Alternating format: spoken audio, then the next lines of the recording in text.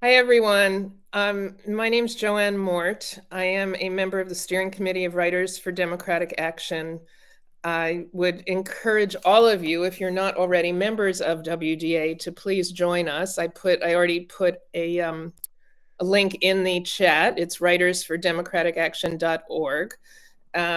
We will keep you informed about events like this and how you can get involved and stay involved. It's my pleasure to welcome an old friend of mine who has spoken for us before, EJ Dionne. EJ's joining us from Washington. I'm sure most of you know EJ is one of the leading columnists and reporters, political reporters in the country today. He's part of the Washington Post Writers Group. He has a column in the Post, and he also teaches political science at Georgetown and is the author of numerous books.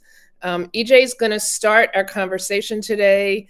And EJ and I talked about this a few minutes before. We're really interested in hearing what people are concerned about and want to talk about. So please put your questions in the chat and we'll pull them out. I know people have a lot of concerns and fears and questions, and we see this as the first of many conversations WDA will have. I already told EJ I think we're going to want him back in 6 months to see where we are in all of this, and then maybe back for the midterms.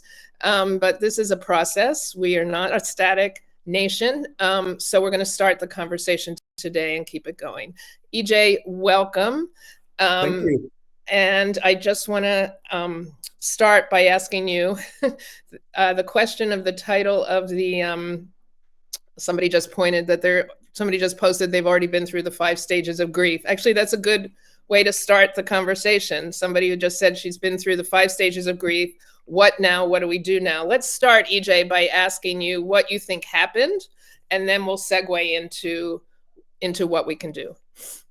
Well, thank you so much. I have known Jo-Ann for a long time, and she has always been public spirited in everything she does. I met her when she worked for the New York State Legislature, which is not an easy thing to do. I noticed some dear friends out there, and forgive me if I didn't see other people. I want to shout out James Carroll, who writes way better books than I do, and it's such an honor to have you here. My friend Artemis Kirk, now in Boston, in West Roxbury, then in Georgetown. Hello to you, and to other friends out there. Forgive me if I didn't see you. And I also just want to say it's a real honor to be here because this organization was founded by Paul Auster, whom I admired but didn't know, but Todd Gitlin also, whom I did know, who was a dear friend. And I wanted to go back to a couple of things that Todd had written. I quoted this when I wrote a tribute to Todd when he died in his book, Letters to a Young Activist, a book of advice for those following his path of political engagement. First of all, he was talking about a different generation, and he had a great line. He said, let's both try to think our way out of our skins, which is generally a good idea for all of us. He also expressed gratitude for joining the activist camp in the face of an immensity of pain and crime. Congratulations and thank you. You've departed from the path of least resistance, a clue to a good life well spent. And Todd was that. He also, as some of you know, wrote a book called Intellectuals and the Flag. And in an interview on that, he said, patriotism is love of country, which does not mean love of everything it does and everyone who runs it, nor does it mean insistence that the nation is God's most splendid work. Liberal patriotism emphasizes the egalitarian, democratic, and a word liberal side of the American tradition.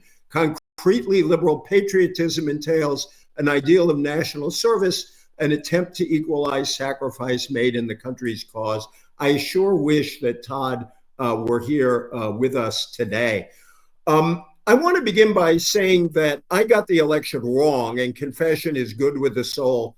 I felt that in the final weeks of the campaign, Harris had really found a voice that I thought would unite a much larger group of women behind her. I also thought that the stark contrast between how she was ending her campaign and how Trump, the chaotic and mean and unattractive way in which Trump was ending his campaign would be enough to pull her over. And I want to underscore something at the very beginning, which is because so many people are shocked that Trump could win at all, we have described this election as a landslide. It's no such thing.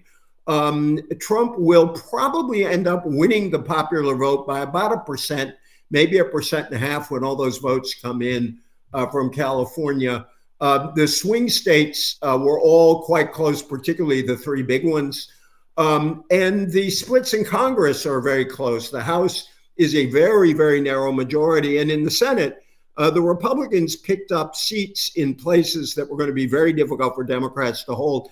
They only picked up, it appears, and there's probably going to be a recount there, in the swing states, they only picked up one seat. One interesting fact about the election, there were a significant number of Trump voters who went in, voted for Trump, and didn't vote for the rest of the ticket. That was one of the reasons why Democrats are able to win seats, hold seats in Nevada, in Arizona, in Michigan, and in Wisconsin. So what did I get wrong? I got wrong what was right before me, right before our eyes. And I think rather than make this election too complicated, I think we need to look first at the fact that this was a country deeply unhappy about inflation and worried about the border. But I think inflation was the key. And inflation was not only an important issue in itself, and by inflation, it's really the cost of living, because while the inflation rate came down, the high prices that we got after the pandemic endured. And a Republican pollster friend showed a slide which I saw as facts that Harris would overcome rather than facts that brought her down. It had three sets of numbers on it. It was the inflation rate on average, 1% under Trump, 5% under Biden, with, of course, the big spike in 2022. It had interest rates, 3% and 6%. And I think interest rates really played a role in the way people thought about things, including the cost of housing. And the last number was the cost of a market basket of food, $100 under Trump, $125 under Biden. Now, you can debate about those numbers and which were the right numbers. And it's absolutely true that we had an overall economy that, as the economists called it, was the envy of the world. But I think for many, many voters, particularly voters who were not high income, who were in the middle or in the lower middle toward the working class, these prices were also symptomatic of their sense that they were still hadn't made it, that they felt under enormous pressure. And I think that was decisive. And that also explains Biden's low approval rating, which was a real drag on Harris.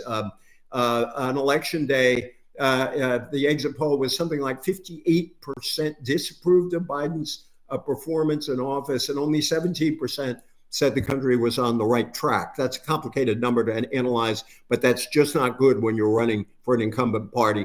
So in a way, you could say, given those numbers, it was something of a miracle that Harris did as well as she did.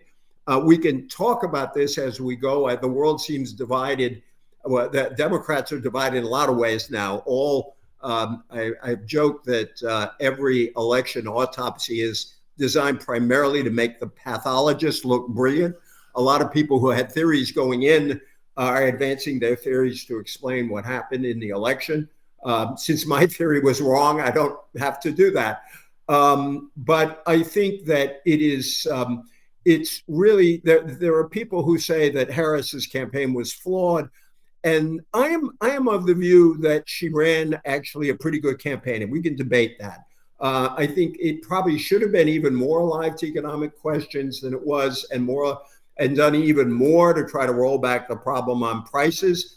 I think the Biden record is way better than it gets credit for, but I thought by the time she got into the race, it was really too late to defend that record, to change the public perception. That needed to happen a year or more ago. And one interesting fact that Dave Weigel, in a very good post-election analysis, showed is that wherever Harris campaigned heavily, which means in the swing states, which means where she and Waltz and others visited, where she advertised heavily, she ran far, far better than in parts of the country in the non-swing states where she didn't campaign. It seems to me that's a sign of a campaign that was at least on the right track, but that obviously wasn't good enough. We can talk about other things as we go, and certainly some people will want to talk about the social issues, why abortion was not as strong an issue as Democrats hoped. And I do think it's fascinating, as Jo-Ann and I were saying before we came on, that in many states people split their tickets when they were, as it were, when abortion was on the ballot. They voted for abortion rights and then voted for Trump. There is a group of people who did that. And I think what's clear is a couple of years after Dobbs, it did not have the same power that it had in the 2022 election. The ad that Trump put more money behind than just about any other was the trans ad that we can talk about.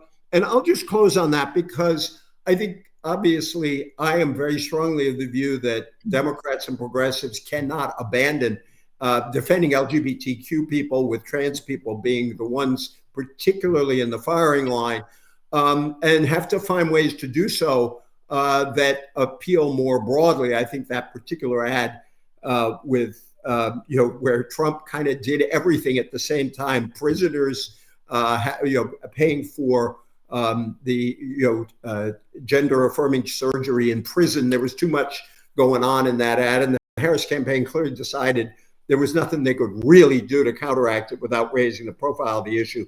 But the last thing I'll say is my hometown is a place called Fall River, Massachusetts. It's a factory town 50 miles south of Boston. We were a shirts and dresses town for a long time before those went overseas, a big union town, although a lot of the private sector unions are now gone with those jobs. We have been on the wrong end of the economy for a long time.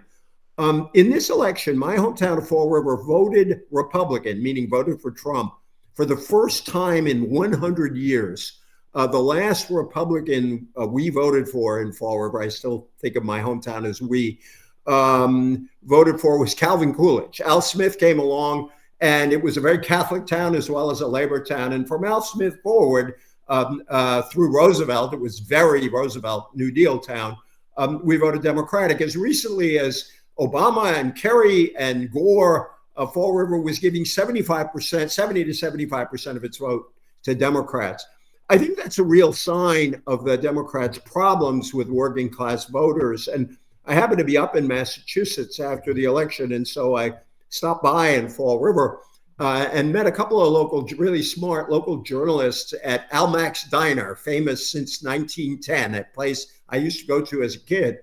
And on the social issues, one of the journalists said a very interesting thing. He said, of course, there's prejudice, but I think that the way in which it was powerful for Trump is that for some voters, it looked like these were the issues they cared about and not the economic lives, the difficult economic circumstances that people in Fall River felt they were in. And so there was a combination of social conservatism and just a sense that Trump, despite being, many of us know, a fake populist, nonetheless seemed to connect with many of those folks. And I think that is one of the problems that we're going to have to talk about going forward.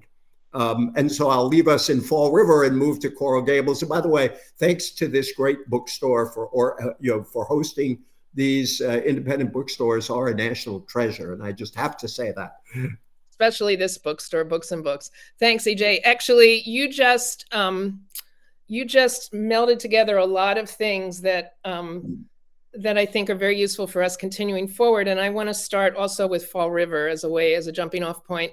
You mentioned that it was once a town of shirts and dresses factories. As you know, that's my history. I, for 15 years, was head of communications and a leader in the Amalgamated Clothing and Textile Workers Union. And I was talking to a friend of mine who was also in that union right after the election. And we were talking about how all of the factories that we organized and worked with, every single one of them is gone. Every single one of them, all of the factories in New England, all of the factories in the South.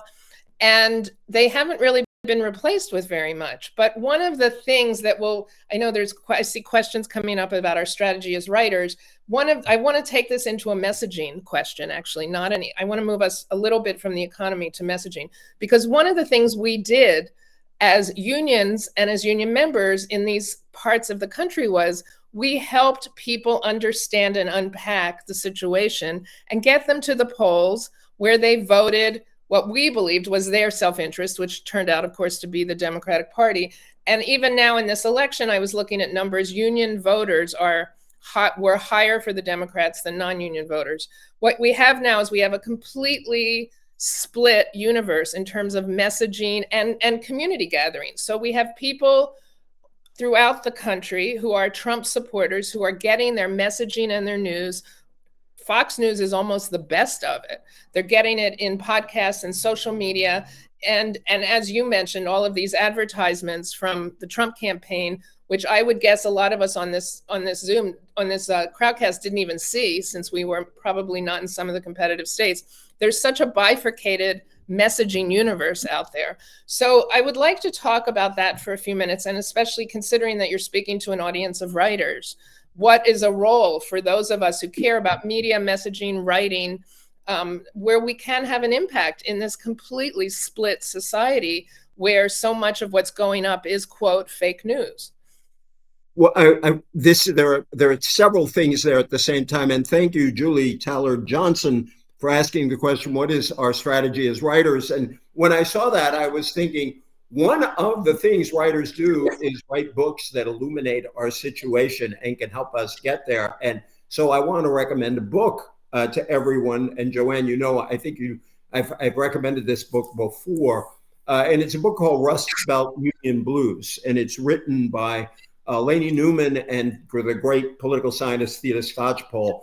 And what's fascinating about that book, and it is somewhat more oriented to the Midwest and to Appalachia, but it works for Fall River, it works for New Bedford, it works all over the country.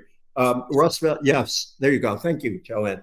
And the point it made is, as union jobs and thus unions disappear from communities, it is not just that workers lose representation at work. It's not just that they may have to transition from a relatively well-paying job to a less well-paying job. That's complicated enough and bad enough for the people who have to give up pay.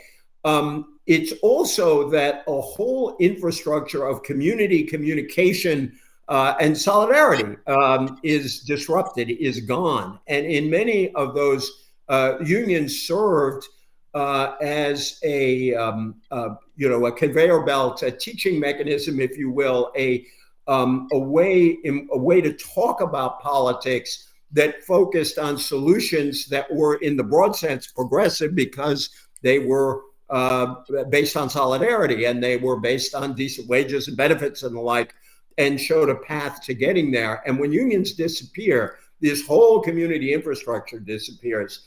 And more broadly, I think the decay of community itself in so many of our towns across the country. Chris Murphy of Connecticut, Senator, has spoken very powerfully about the rise in social isolation, the rise of in loneliness. The fentanyl crisis is partly a product of that.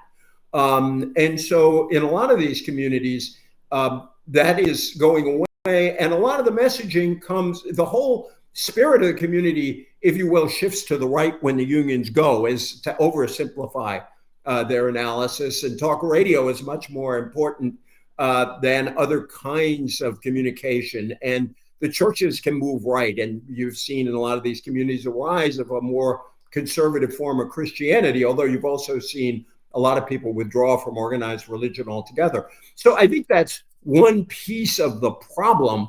And the second piece in terms of what writers can do, our friend Michael Tomasky, who's the editor of both the New Republic and Democracy Journal. I joke that if Biden had gotten reelected, the antitrust division would have gone after Mike as a monopolist in smart progressive writing.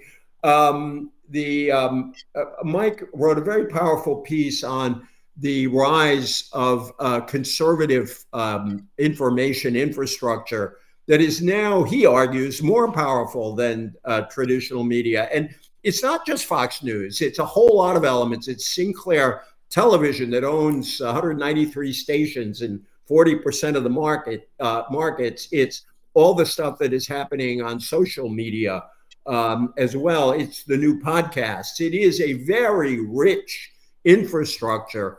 And so when you ask the question, what can writers do? I think there are areas there, and I don't think we can restore, I am been with traditional journalism connected to old-fashioned newspapers all my life, and I revere them, but I don't think, and I do think that wherever you are trying to save your local newspaper, finding ways of doing that is really important. And the collapse of local journalism is bad not only for the locality, but for the nature of our political conversation.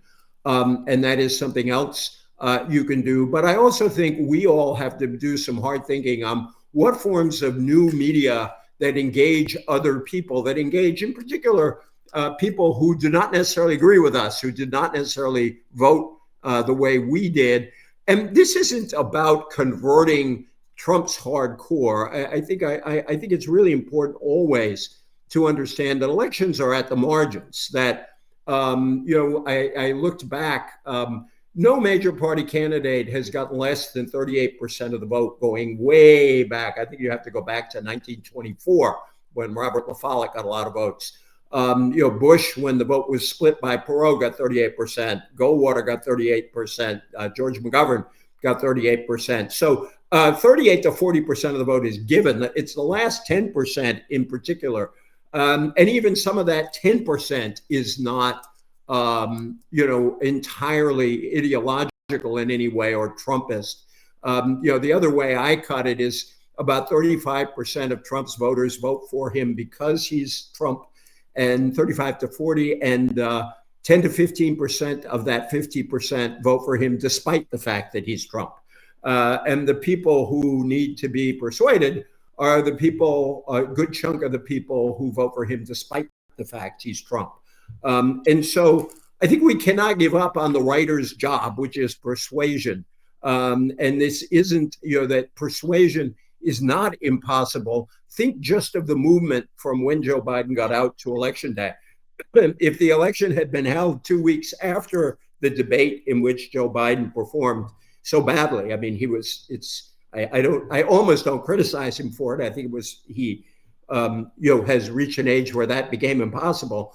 That election would have been a landslide. There was a lot of persuasion that went on, forgive me, between then and Election Day. So if we believe in anything as writers and communicators, we have to continue to believe in persuasion. But I think that also means meeting people where they are, because I'll say one last thing, I'm sorry.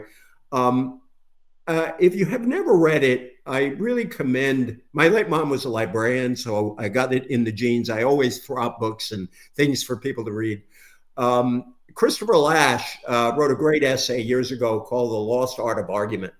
And in it, Lasch argued that in real argument, you enter imaginatively into the ideas of your opponent, if only because you're trying to persuade him or her. But in the process, you put your own ideas at risk. And so therefore, argument ought to be educational in principle. What we have now is not real argument. We have competing assertions at higher decibel levels. And so Lasch concluded that democracy may not always be the most efficient form of government, but it ought to be the most educational form. It's clearly not doing that right now very well.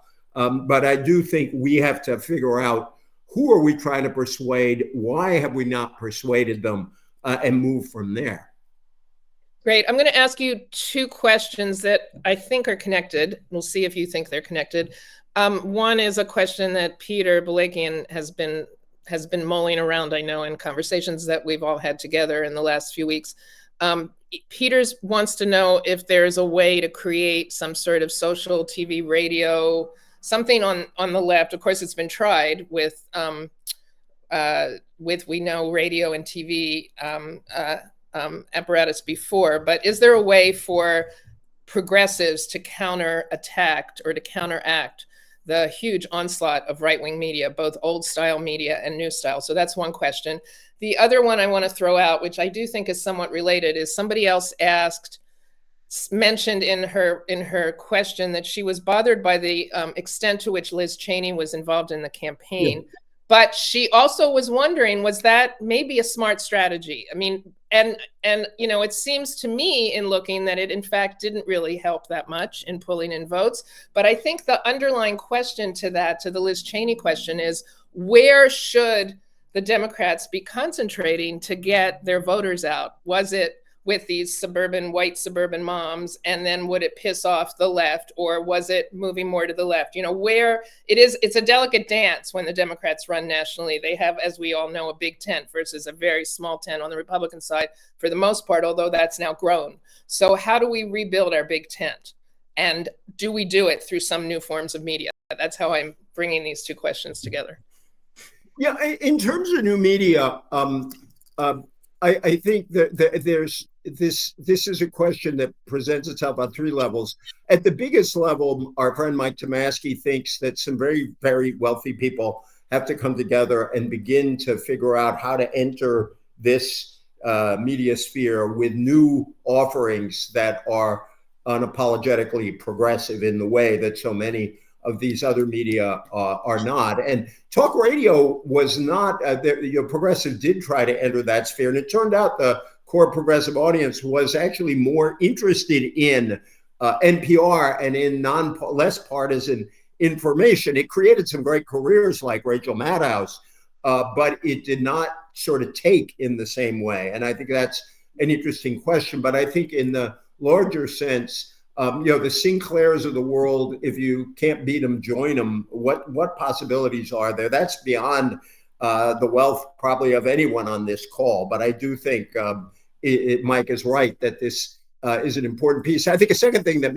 everybody on the call can do is this crisis of local journalism, where I think that there are some interesting experiments going on with not-for-profit local journalism, with alliances between public radio and newspapers. I think you could do this with universities and community colleges. I think there are a lot of opportunities there to build a new communications infrastructure locally. And I think it's just deeply important to the life of our country, because media help create a community, help a community know itself, help a community feel like a community. Some of us probably joked about the report on the Rotary Club meeting and the Boy Scouts and the Girl Scouts. I hope I didn't joke about any of that, because that was really important to giving people a sense we're part of this place. And it could also be, over time, it was important that local papers also cover the local NAACP and new immigrants into the community, but they can be a community bonding institution and fight back against some of the hatred. I thought it was really striking that in Springfield, Ohio, the pushback of the community against the attacks from Trump and Vance. And that was a heartening moment. It didn't have the political effect necessarily people wanted, but it was a place with a sense of community. The third piece of it is I don't have any answer to this, but so for me, it's just a question, which is there something in the podcast world? Is there something in the social media world that we are not doing? And I just want somebody to do some very good work on the campaign and see why it is. Perhaps the left is as strong in that sphere as the right is. It felt in this campaign that was not the case, but that's a feeling and not a fact. And I want to know more about that. In terms of Liz Cheney, and I noticed cuddling with Liz Cheney, I think is the term that Brett Ashley Kaplan used. I was very torn about this. On balance, I felt, first of all, I have nothing but respect for Liz Cheney and any of the anti-Trump Republicans who spoke out, because it came at great cost to them. And it wasn't just like that Liz Cheney lost her seat. As you know, breaking with your comrades in politics is a really hard thing to do. I'm not sure Liz Cheney would think of herself as a comrade, but she had friends and allies and people she spent a lifetime in politics with. And that's true all the way down to the, it's also true of the many conservative writers who became anti-Trumpers. And I have nothing but respect for them, because I like to think this wouldn't present itself on the progressive side, but I'd like to think that if Joe Stalin came back again, I would take a stand against the equivalent of Stalinist politics. But I don't want to go back to sectarian arguments of 50 years ago. But I think that what I decided on this is that they got the balance off. I thought there were more votes to be had there than there were. I thought that the strategy was to really run up the score in suburban areas, particularly among women, that there were not only Republicans, but ex-Republicans, moderate independents, even moderately conservative independents, who just understood the threat that Trump posed to the country, to the values that they held in common with people on this call. And it turned out there weren't enough votes there. And so then the question becomes, and Brett, I think raises this, someone else raised it. Brett called it go left. In some ways, I would simply call it go more populist or more economic, whether you could call it left. And Bernie certainly made an argument very similar to the one that Brett is making here. I hope that is how you're known, Brett. But I do think that the Democrats did in the end need a better economic message. The real tragedy here is that the Biden administration had a lot of stuff it did that was directed directly at this community, that all of the building programs, the infrastructure bill, science and chips, which built a lot of factories for clean energy. The IRA, which built a lot of factories for clean energy, science and chips, which is building tech stuff, which involved a lot of blue collar work. But it was an investment program that takes time. A lot of the spending was in red states and didn't make a key political difference. It may help those programs survive because there are Republicans telling Trump, please don't cut these programs. They're actually good for our districts. I went and covered Sherrod Brown during the campaign, and he talked about, he was at an ironworkers hall and doing his great Sherrod Brown thing, which fell short this year, about a bridge across from Kentucky to Cincinnati that they've been trying to build forever. I think it's interesting on all this stuff that it's easier for governors to take credit for these things than mayors. Many of you might have seen the piece in the New York Times by Governor Beshear of Kentucky. And he was talking about all the things he could point to, and he has credited Biden with the money that helped do a lot of those programs. Somehow, I think voters are willing to give credit to the governor more than they're willing to give credit to the national politician. But lastly, all those things were too long-term. And you wonder, what if a child tax credit had been made permanent, or at least had lasted long enough to last through the election? What if there had been more emphasis on childcare and family leave and those kinds of issues? And Harris talked about them. But I think that perhaps the balance between economics and democracy turned out to be off. And so my answer to Brett and a number of other people is, I think that we have to stand up for all kinds of people in the Trump years, and his appointments sure don't make us feel very good about what we confront. But I think, the original resistance, in quotes, the last time, which had some real effect and shouldn't be, I do not say this dissing what happened in the Trump first term, but I think it's absolutely essential to link whatever is done to push back against Trump on behalf of democracy, free speech, and the rest, and immigrants, has to be linked more to economics.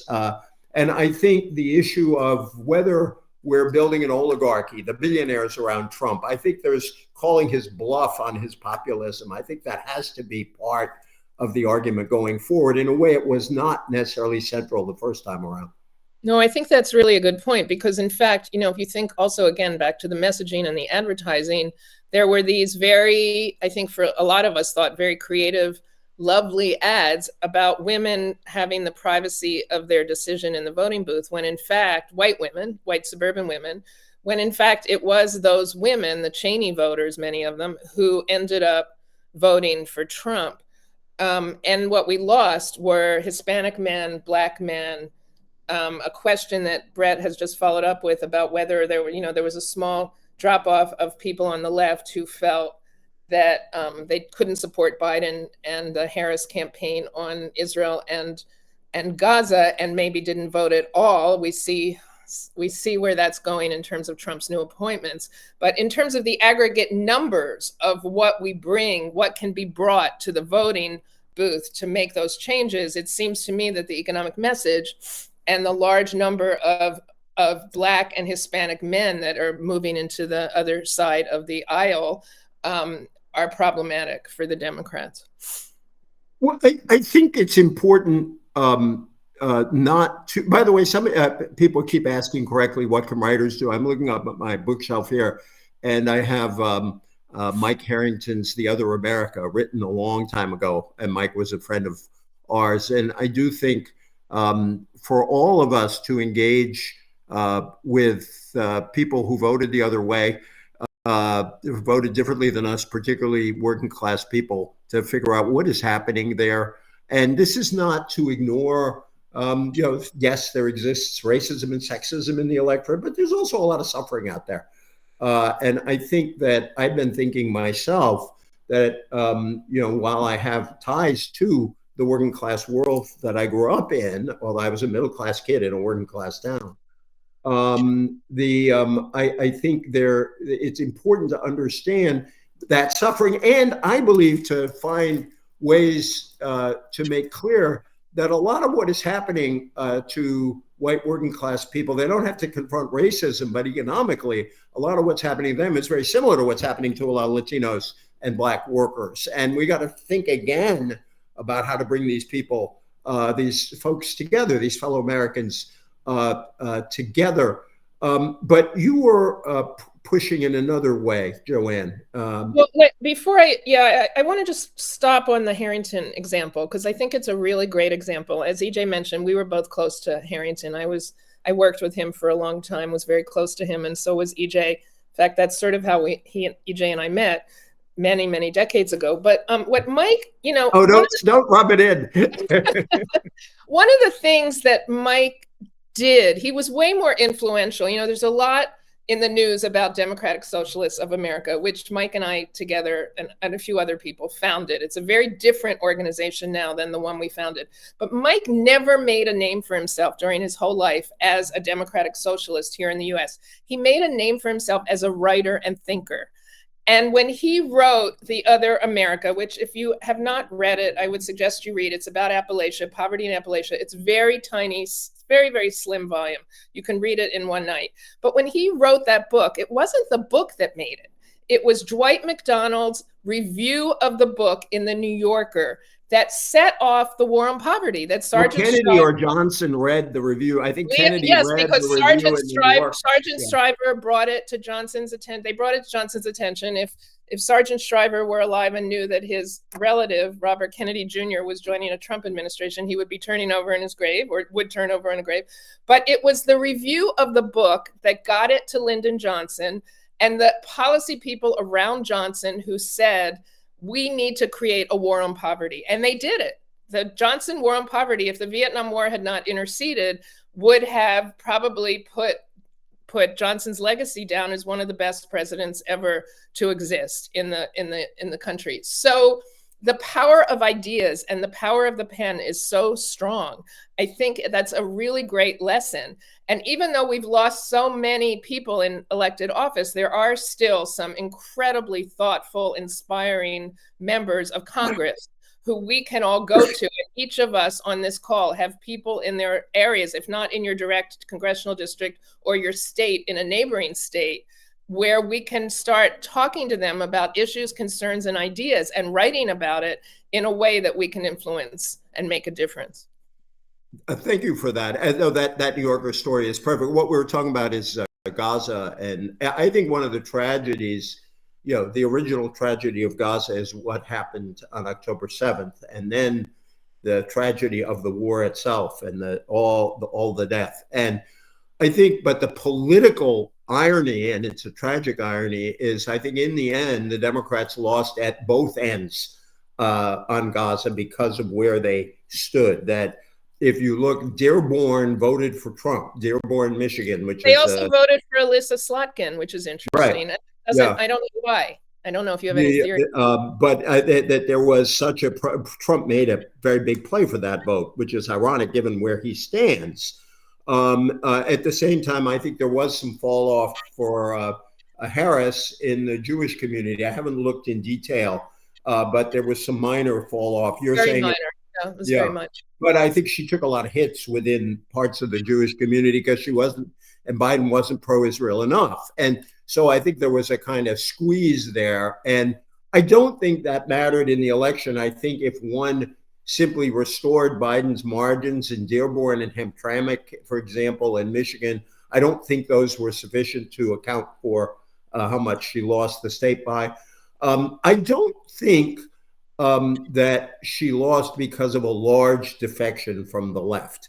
And I think it's notable that there wasn't a big Jill Stein vote this year. I haven't seen it, but I don't think in any of the swing states did votes where he was on the ballot for Cornel West or votes for Jill Stein. I don't think any of those votes affected the outcome.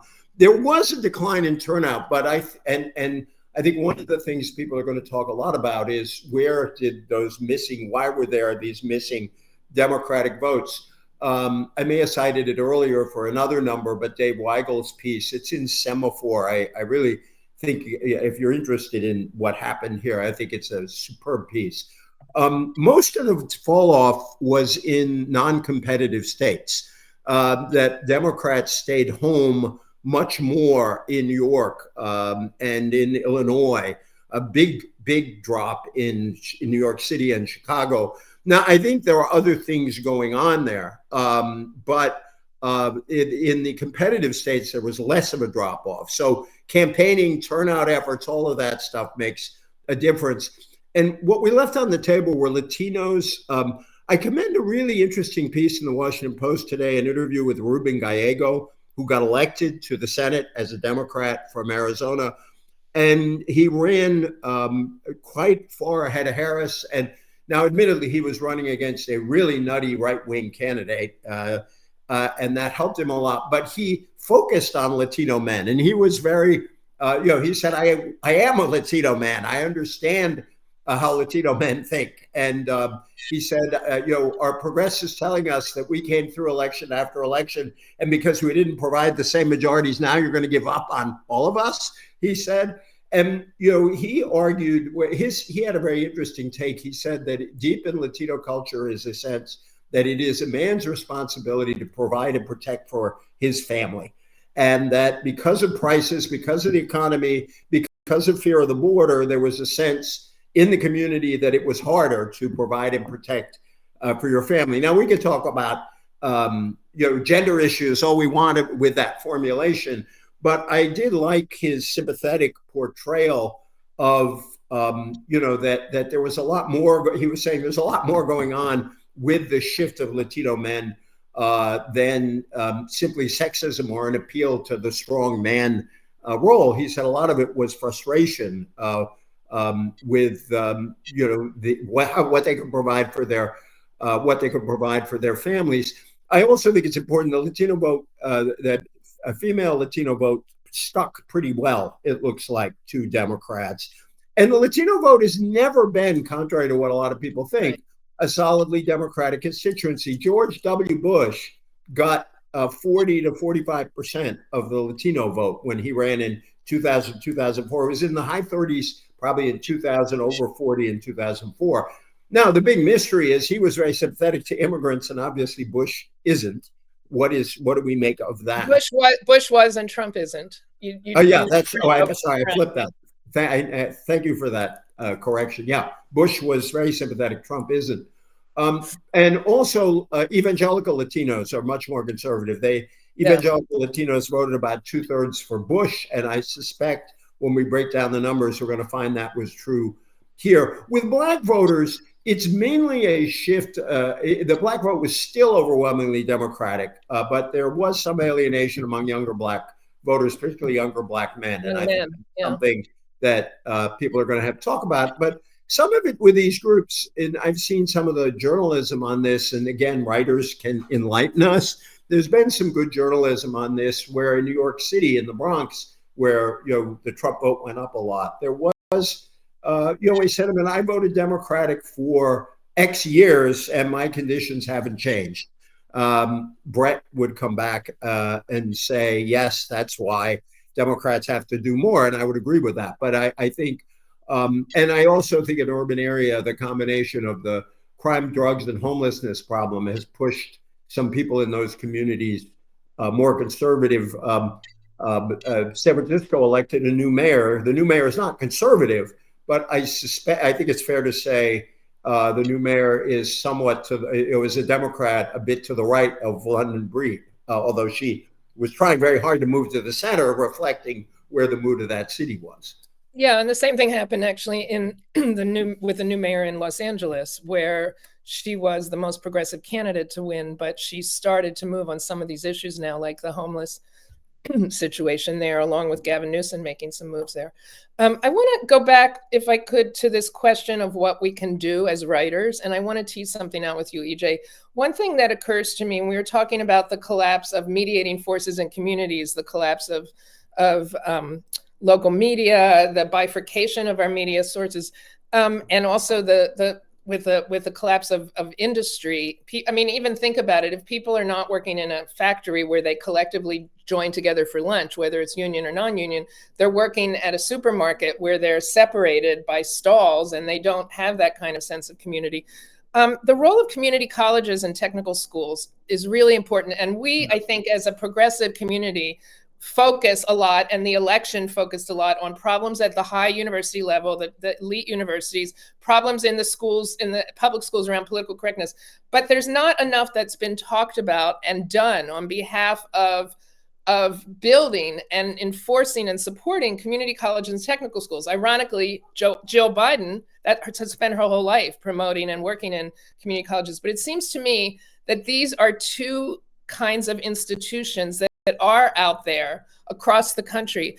And my guess is some of us who are part of this call or are in this community would also are either teaching in some of these places, or one thing we haven't thought about is maybe going to some of these technical schools where they're doing training that don't include creative writing classes, but we could suggest to a community that they include a writing class for somebody, a basic writing class, as a way to start engaging in our community. So I wonder if you could talk about that, about the role of these institutions in helping us rebuild our democracy and moving us forward in a positive way.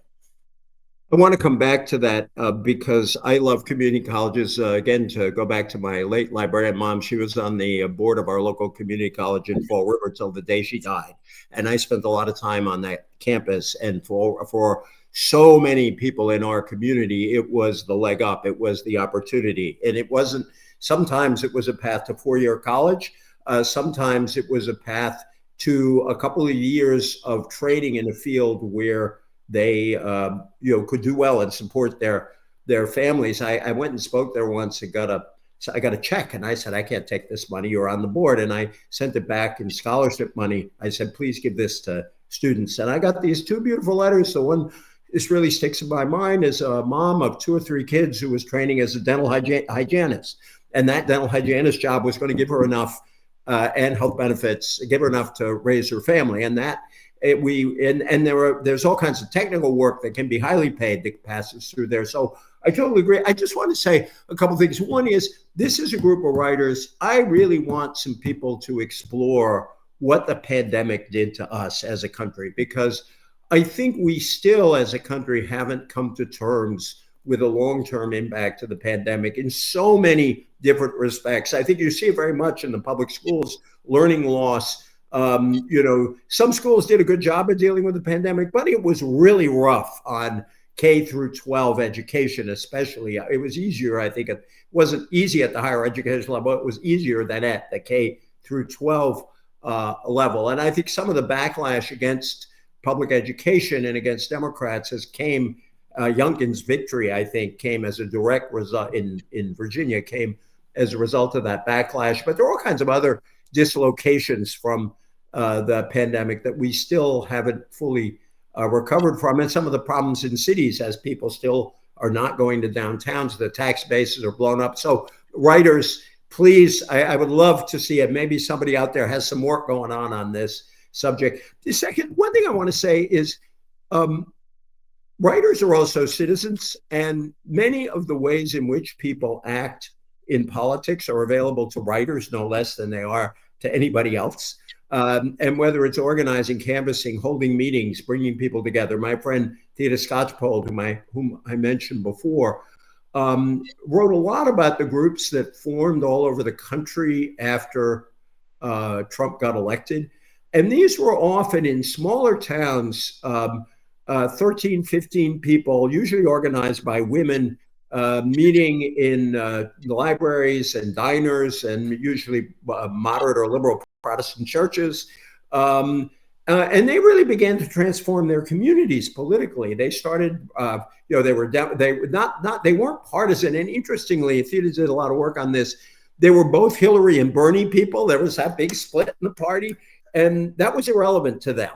It was responding to what they faced with Trump's election. And a lot of that dissipated. And I think some of that kind of organizing is still extremely valuable. Chris Murphy set up this group called Fight Back Connecticut, where he hired organizers to go to all these anti-Trump groups at the time in 2017 and get them involved in local politics. And they flipped 19 towns to Democrats as a result of that work. There's all kinds of political work that people can do, and political work provides, because of my journalism position, I tend not to do that kind of work, but I have done it in my past, before I went into this line of work a long time ago. And while it's hard and sometimes it's frustrating, it's also very gratifying, and you really get to know communities and you get to know interesting folks. And so I think just because someone's a writer does not mean that they can't act as a citizen in other spheres. And I do think that's important. Obviously, you want to put your best skill to work on behalf of your ideas and on behalf of the country you want to create, and that's right.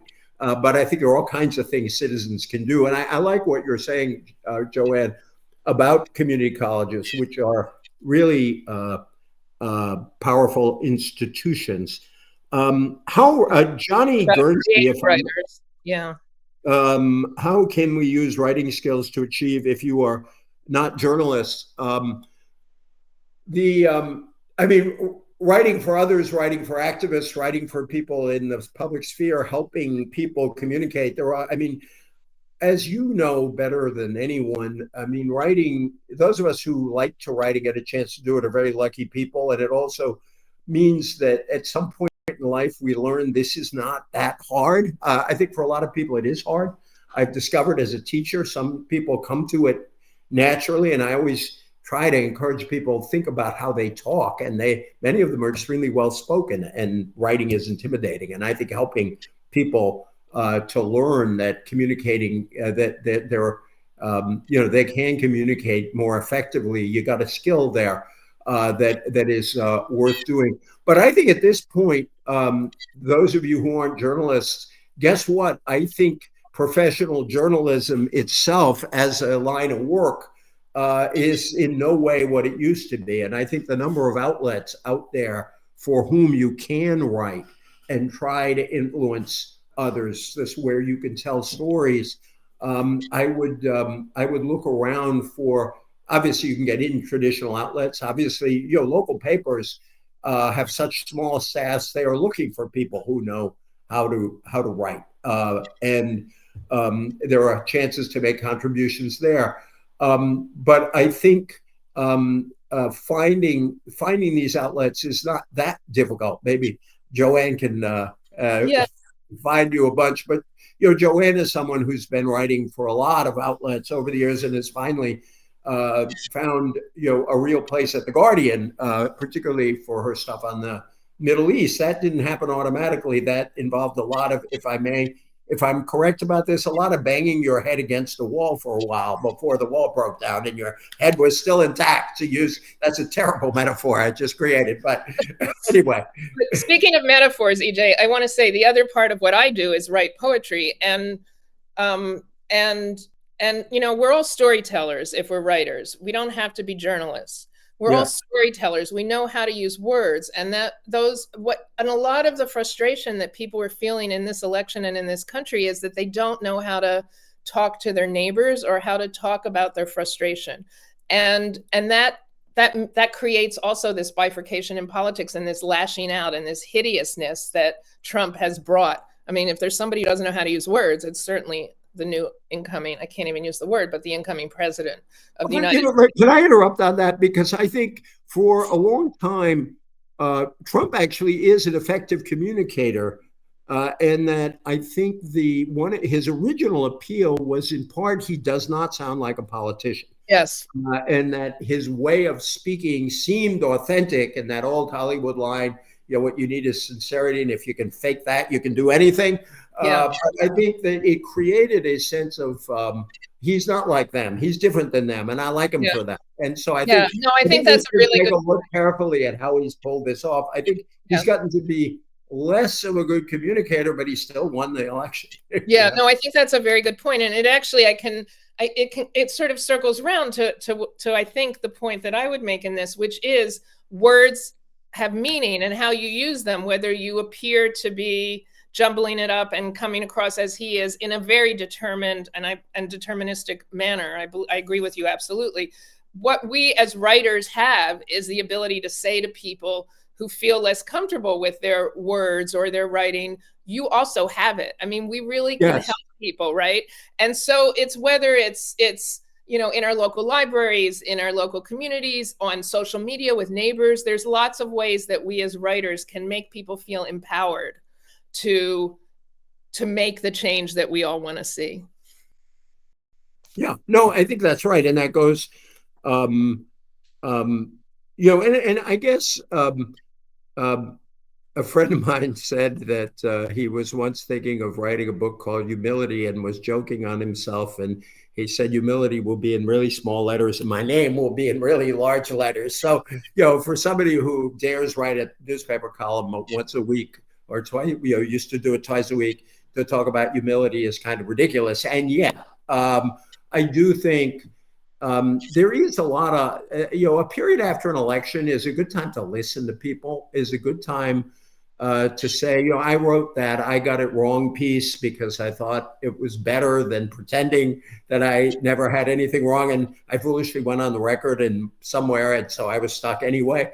But I do think that there's the advantage of sort of going into your community, or you're going into places that you're not necessarily part of, or doing it through friends or relatives.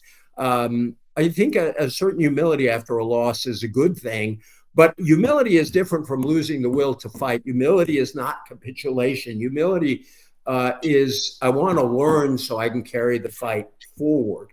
And again, I just want to stress at the end, because I guess we're running close. Yeah, we're running down. Yeah. You know, I want to stress a couple of things. So one of my favorite book titles is Larry O'Brien, who was head of the Democratic National Committee, also the head of the NBA, as some of you know, and watching my dear Boston Celtics has been my way of escaping the news the last little bit. But Larry O'Brien wrote a book about politics called No Final Victories.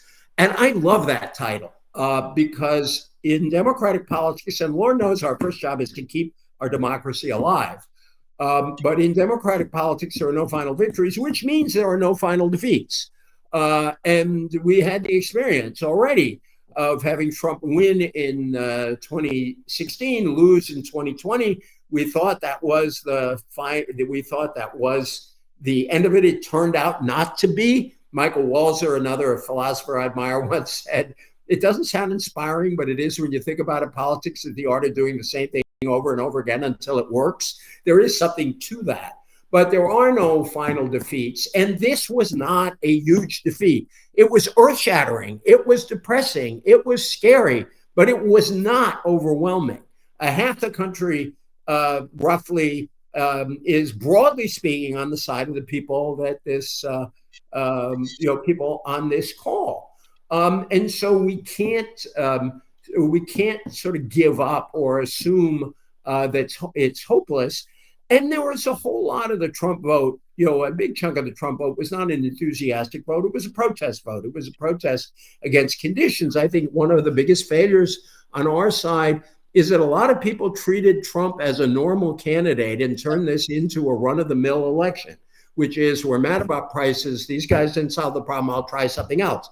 That's a perfectly rational thing in the political system, except when the candidate happens to be Donald Trump. Fortunately for us, but unfortunately for the country, I think he's going to make it pretty clear that the people who felt he didn't really mean what he said, he actually did mean what he said. And I think the last 4 days, the appointments of the last several days are very revealing. And finally, I want to read the most, for us right now, the most inspiring words in the U.S. Constitution. And if you will give me a moment, I want to get them. There are 14 words.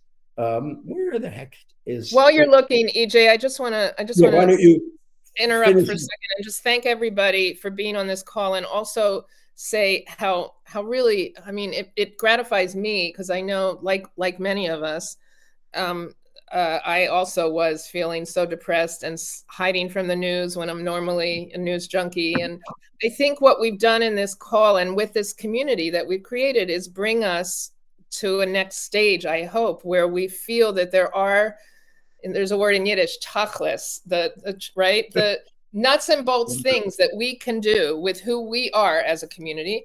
And I hope that everyone who's not already a member of Writers for Democratic Action will join us. And this is only the beginning of our conversation about how to save our democracy and what we can do. And I've already said to EJ, I want him back. I didn't ask the group, the steering committee, but I'm sure they won't mind if EJ comes back maybe in 6 months or a little after there, and we see where we are and how we move forward from here. Did you find it yet, EJ? I found. So my favorite 14 words these days, quotes: "No person shall be elected to the office of the president more than twice." Those are the first words of the 22nd Amendment. They are unambiguous. It doesn't say consecutive terms. It doesn't say anything.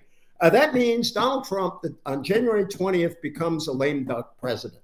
I think that has a lot of implications. I've written a column about this, so if you want to look at it, it'll be up tomorrow. But more generally, I think that creates some challenges to him that he hasn't had before. And it can be heartening to us that if we can hang on to the democracy and the Constitution, we can make it over to the other side. So thank you all very, very much. Yeah, and we don't even need, and just to final on that, in 2 years, there's a by-election. Yeah, there's a midterm election. There's a midterm election, and as EJ mentioned earlier, we did pretty well in the Congress. The Senate calendar is a little bit better for Democrats in 2 years. So there's a likelihood he's got 2 years. So we all have to hang on, but we all have to do the hard work. EJ, thank you so much. We will see you. And thanks to everyone for your kindness on the chat, and for your really great thoughts. And hello to my dear friends out there. Thank you. And this will be posted. You can use the link that you had. It'll already be live. You can send it around to your friends and neighbors and let you maybe use it as a conversation starting point, maybe for your Thanksgiving dinners with your families. And we didn't even talk about that, talking about messaging. And I look forward to seeing you all soon on another Crowdcast. Thank you so much.